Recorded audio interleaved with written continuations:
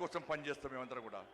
ప్రతి భారతీయ జనతా పార్టీ కార్యకర్త జై శ్రీరామ్ భారత్ మాతాకి జై అని నేను భారతీయ జనతా పార్టీ కార్యకర్తలని చెప్పి తలెత్తుకొని సగర్వంగా తలెత్తుకునే విధంగా పనిచేస్తుంది తప్ప పార్టీకి తల వంచే పని చేయనన్నా. చాతగాని మూర్ఖులు, ధైర్యంగా రాజకీయంగా ఎదుర్కోలేని దద్దమ్మలు ఇలా ఏదో చేసి బండి సంజయ్ని గాని భారతీయ జనతా పార్టీని ఇబ్బంది పడితే నేను ఫామ్ హౌస్ లో ఎలుకని కాదన్నా, నేను నా అయ్య పేరు చెప్పి రాజకీయాల్లో రాలేదన్నా, నా తాత పేరు చెప్పి రాజకీయాల్లో రాలేదన్నా, ఏదో జెండా పెట్టి ఎత్తే రాలేదన్నా. నేను కాశాపు జెండాను, కమలపు జెండాను భుజం మీద మోసుకొని సామాన్య కార్యకర్తగా నా రాజకీయం ప్రారంభించి ఒక రాష్ట్రీయ స్వయం సేవక, ఒక ఏబీవీపీ కార్యకర్తగా, ఒక యువమోర్చా కార్యకర్తగా, ఒక నరేంద్ర మోడీ శిష్యునిగా భారతీయ జనతా పార్టీ కార్యకర్తగా పనిచేస్తున్నప్ప సగర్వంగా భారతీయ జనతా పార్టీ కార్యకర్తని తలెత్తుకొని తిరిగి పనిచేస్తున్నప్ప తల వంచే పని చెయ్యన్నా. నన్ను నమ్మండి అన్నా, తప్పుడు ప్రచారం నమ్మకండి అన్నా, మా ఎంబడి ఉండండి. ఇక వదిలిపెట్టే ప్రసక్తే లేదు. ఈ రోజు నుంచే మోడీ గారు ఈ రోజు వచ్చిపోయిన తర్వాత ఈ రోజు నుంచే తెలంగాణ రాష్ట్రంలో ధర్మం, తెలంగాణ అభివృద్ధి, ధర్మం ఆధారితంగా తెలంగాణ రాష్ట్రాన్ని అభివృద్ధి చేయాలంటే జై శ్రీరామ్, జై తెలంగాణ, జై శ్రీరామ్, జై శ్రీరామ్, భారత్ మాతాకి. అయ్యో ఆగండి. భారత్ మాతాకి, భారత్ మాతాకి, రామ లక్ష్మణ జానకి, రామ లక్ష్మణ జానకి, వందే వందే, జై శ్రీరామ్. గట్టిగా దండం పెడతా. ఇలా జై శ్రీరామ్ అంటే మనం ఇచ్చే నినాదంతో జై శ్రీరామ్ అంటే కడుపు నింపుతుందా, పైసలు పడతాయా అని కాంగ్రెస్ వాళ్ళు బీఆర్ఎస్ వాళ్ళు విన్నారా లేదా? ఇప్పుడు మనం ఇచ్చే నినాదంతో కాంగ్రెస్ వాళ్ళ బీఆర్ఎస్ వాళ్ళ చెవులకి రక్తం గారాల గట్టి ఇవ్వాలి. అందరి చేతులు జై శ్రీరామ్, జై శ్రీరామ్, నరేంద్ర మోడీ గారి నాయకత్వం, నితిన్ నబీన్ గారి నాయకత్వం, రామచంద్రరావు గారి నాయకత్వం, భారత్ మాతాకి. పాపం జై శ్రీరామ్ అంటే భయపడుతున్నా. జై శ్రీరామ్ నినాదమే ఇలా పశ్చిమ బెంగాల్లో జై బెంగాల్, జై శ్రీరామ్ నినాదంతో అధికారంలోకి వచ్చామన్నా. అస్సాంలో కూడా జై శ్రీరామ్ నినాదంతో అధికారంలోకి వచ్చామన్నా. నెక్స్ట్ తెలంగాణలో వచ్చేది జై శ్రీరామ్, జై తెలంగాణ. ఏం నినాదం? జై శ్రీరామ్, జై శ్రీరామ్, జై శ్రీరామ్. ఇలా కూడా అంటాడు జై శ్రీరామ్ అంటే కడుపు నింపుతుందా అన్నాడు.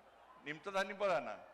రే జై శ్రీరామే మాలో కూడా ఆవేశాన్ని నింపేది, జై శ్రీరామే మాలో కూడా ఆలోచన నింపేది, జై శ్రీరామే మాలో కూడా పౌరుషం నింపేది. ఈ జై శ్రీరామ్ నినాదమే నీ గడిలు బద్దలు కొట్టిన విషయాన్ని ఆ కుటుంబ పార్టీ కేసీఆర్ పార్టీ మర్చిపోయినట్టున్నా. ఆ రోజు జై శ్రీరామ్ నినాదంతోనే, జై శ్రీరామ్ నినాదం మారు మోగింది కాబట్టి నీ గడిలు బద్దలు కొట్టి నిన్ను ఫామ్ హౌస్ కు పరిమితం చేసిన నినాదమే నా జై శ్రీరామ్ నినాదం అన్న విషయాన్ని గుర్తుంచుకో. ఇలా మోడీ గారు జై శ్రీరామ్ నినాదం పెట్టుకునే 9,400 కోట్ల రూపాయలు ఇవాళ తెలంగాణ రాష్ట్రానికి ఇచ్చిందన్న. మోడీ గారు జై శ్రీరామ్ నినాదంతోనే ఈ తెలంగాణ రాష్ట్రానికి అభివృద్ధి నిధులు ఇస్తుండనా. ఇలా మోడీ గారు నిధులు ఇచ్చడం వరకు ఇవ్వబడబట్టే తెలంగాణ రాష్ట్రంలో పాలన కొనసాగుతుంది తప్ప మోడీ గారు లేకుంటే ఇవాళ తెలంగాణ రాష్ట్రంలో ప్రభుత్వం నడిచే పరిస్థితి లేదు. మేము నిధులు తీసుకొస్తున్నాం, మోడీ గారు నిధులు ఇస్తున్నారు తెలంగాణ రాష్ట్రానికి. మేము తెలంగాణ రాష్ట్రానికి నిధులు తీసుకొస్తే మీరేమో తెలంగాణ నుంచి నిధులను పైసలను ఇవాళ ఢిల్లీకి మోస్తున్న కాంగ్రెస్ వాళ్ళు. ఇలా మోడీ గారు హిందీలో మాట్లాడతారు. ఇలా మోడీ గారు హిందీలో మాట్లాడే ఏ హామీని కూడా విస్మరించుకొని ఇలా నెరవేర్చే ప్రయత్నం చేస్తున్నాను మోడీ గారు.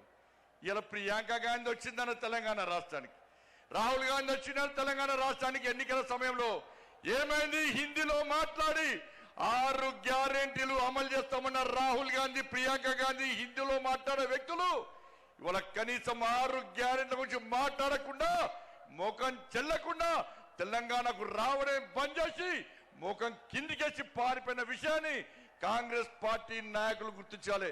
అందుకే మా కార్యకర్తల పట్ల జోష్ ఉందన్న.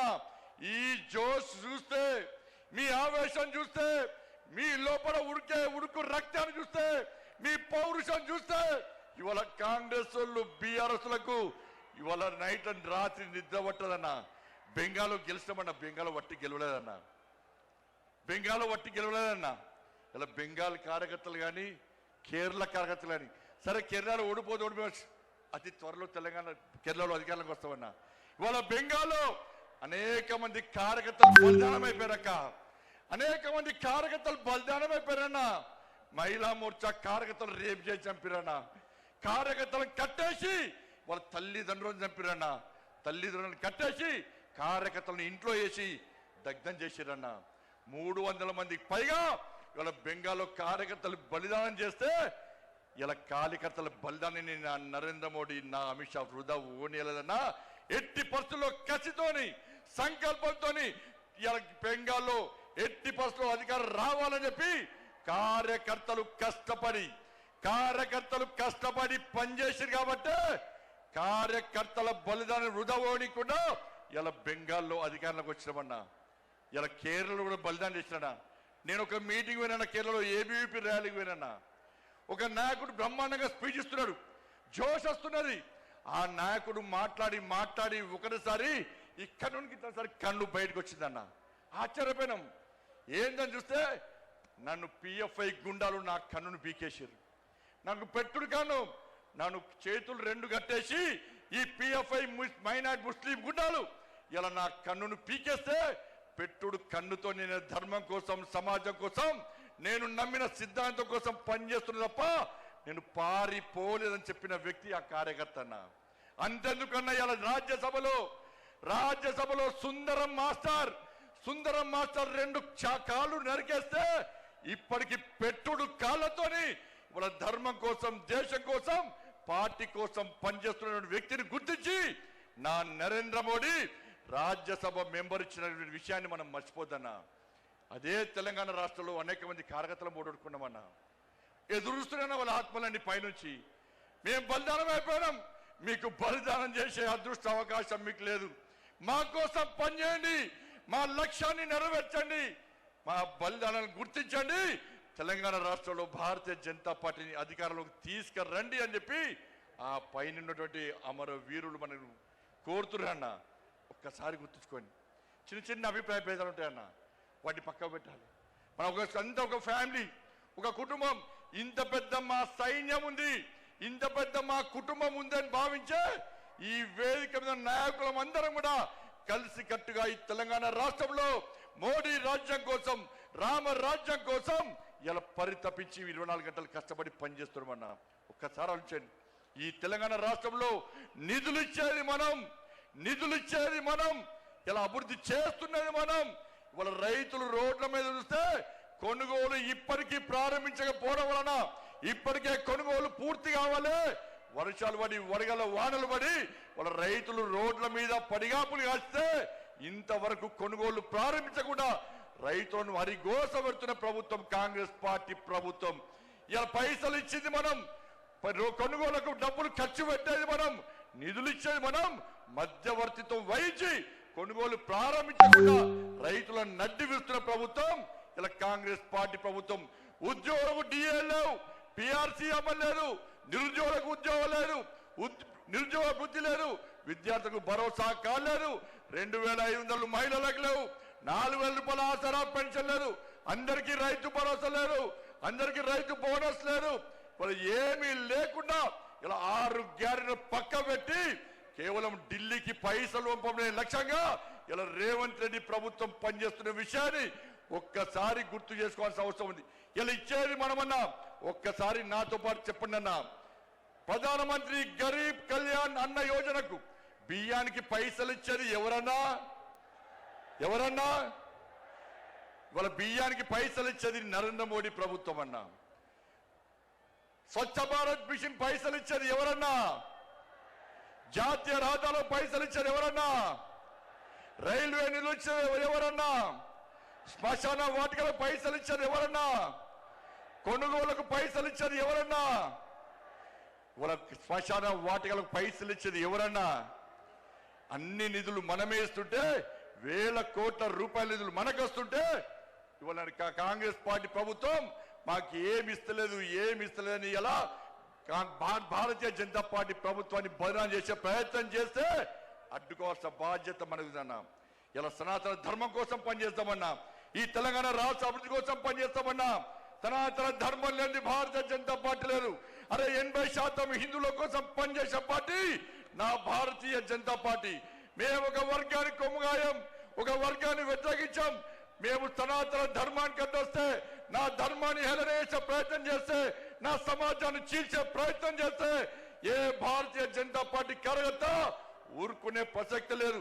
మేము అల్లాను కించపరచలే, మేము యేసు ప్రభుని కించపరచలే, కానీ నా రాముని కించపరిస్తే, నా భగవంతుని కించపరిస్తే, నా సమాజాన్ని హేళన చేసే ప్రయత్నం చేస్తే ఊరుకునే ప్రసక్తి లేదన్న విషయాన్ని కాంగ్రెస్ పార్టీ, కమ్యూనిస్టు పార్టీలు కానీ బీఆర్ఎస్ పార్టీ కానీ గుర్తుంచుకోవాలి.